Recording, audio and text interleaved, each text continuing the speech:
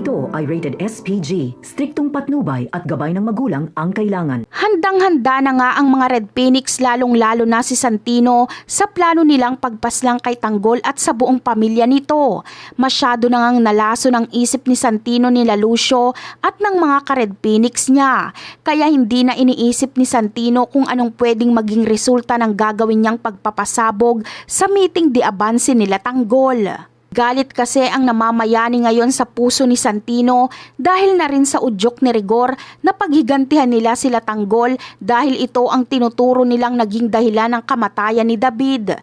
Ngunit dahil nandoon nga ang mga Red Phoenix sa meeting di abanse nila Tanggol at si Santino ay maririnig niya nga ang pag-amin ni Fatima na si Miguelito pala ang pumaslang kay David at hindi si Tanggol. Sa pagkakataong ito ay mapapaiyak na lang si Santino dahil nagkamali nga siya ng akala at agad niyang pinagbintangan ng Kuya Tanggol niya na ito ang pumaslang sa kanyang Kuya David.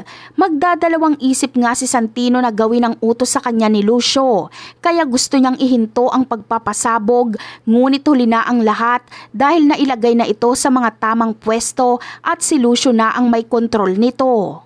At ang labis pang ikakapanlumo ni Santino ay kapag makita niyang dumating ang nanay niya sa meeting di abanse at doon ito pupwesto kung saan malapit ang pasabog. Wala na ngang magagawa si Santino dahil bago pa niya maabisuhan ng nanay niya ay agad na niyang narinig ang pagsabog.